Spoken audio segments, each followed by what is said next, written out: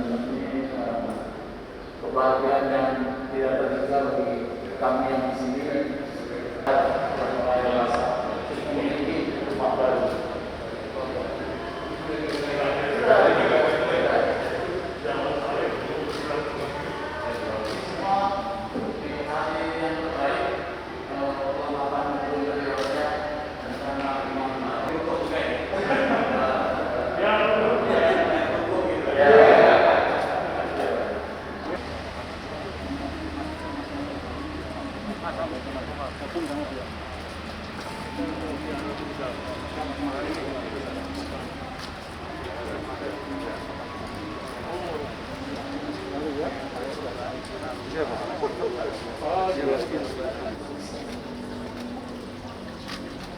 Terima kasih banyak dari umat dan terutama mahasiswa kita yang ada di sini, para dosen juga ada di sini.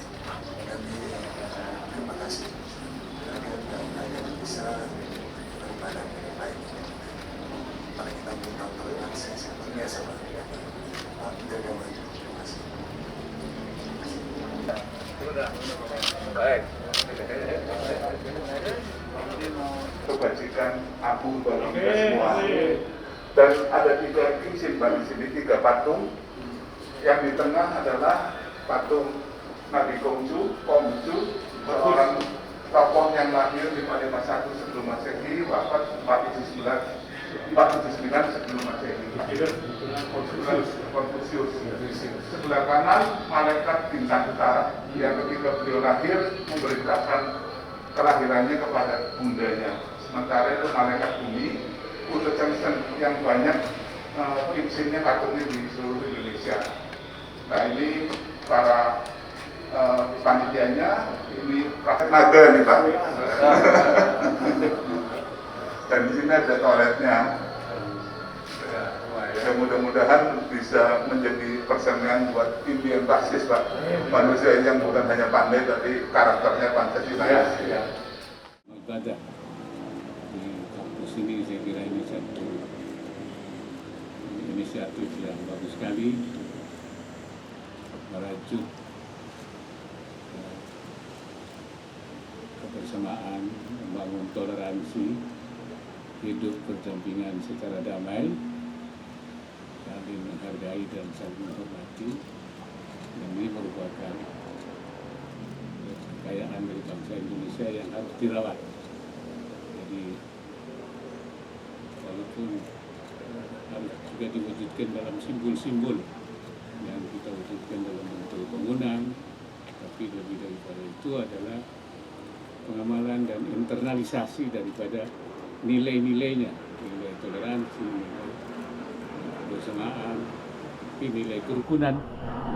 Karena itu yang harus kita bangun adalah dari agama-agama itu teologi kerukunan, bukan teologi konflik, dan juga narasi-narasi kerukunan dalam menyampaikan pesan-pesan agamanya.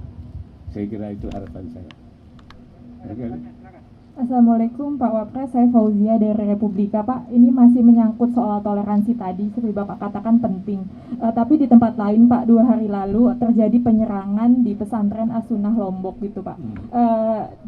Ini terjadi karena dipicu video potongan dari pengajar yang menyinggung makam leluhur orang Lombok gitu Pak. Nah kalau dari Pak Wapres sendiri Pak, himbauannya terhadap toleransi di daerah ini seperti apa Pak? Ya pertama tentu ya kita menyadari pentingnya toleransi dan kerukunan untuk hidup berdampingan secara damai.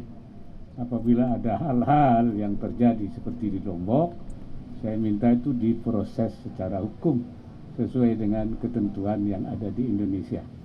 Siapapun yang bersalah, ya tentu yang dianggap melanggar hukum itu diproses.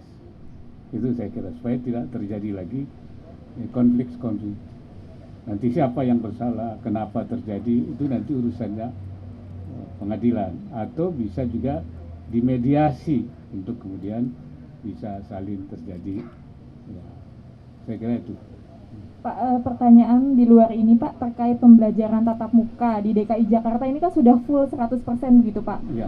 Tapi kemarin kan Inmendagri mengeluarkan edaran bahwa level Jabodetabek kembali naik di level 2 Pak. Nah Ya. kalau dari Bapak sendiri Pak, untuk mengantisipasi potensi penularan dari PTM terbuka ini, PTM terbatas ini seperti apa Pak? Ya, saya kira pemerintah sudah mengantisipasi untuk tetap melakukan protokol kesehatan. Saya kira Pak Gubernur nanti itu, kemudian juga vaksinasi, dan kita sudah akan memulai mungkin pertengahan Januari untuk booster ya, untuk tahap ketiga ya. Itu saya kira di dalam negeri kita seperti itu ya, melalui upaya-upaya dan juga peduli lindungi ya, sehingga mereka yang masuk di sekolah itu memang sudah memang steril, sudah tidak, bukan hanya di sekolah, di berbagai tempat juga dilakukan peduli lindungi ya.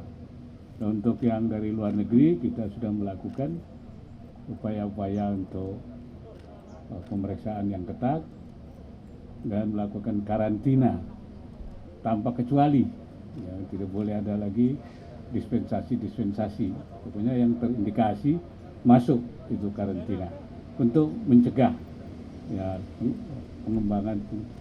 Dan karena sudah mulai ada transmisi lokal, maka kita daerah-daerah sudah harus mengantisipasi ya untuk terjadinya penularan itu, karena ini diindikasikan ada Surabaya, di mana juga sudah ada transmisi lokalnya. Jadi ini kita sudah melakukan berbagai antisipasi. Iya Pak, Assalamualaikum Pak Wapres, Gita dari TV One Pak. Sebelumnya selamat untuk Universitas Pancasila atas keberhasilan untuk membangun 6 rumah ibadah ya Pak. Ini mengenai sembako sih Pak, di luar tema kali ini. Sembako hingga sekarang masih naik Pak, masyarakat mengeluh, menjerit begitu Pak.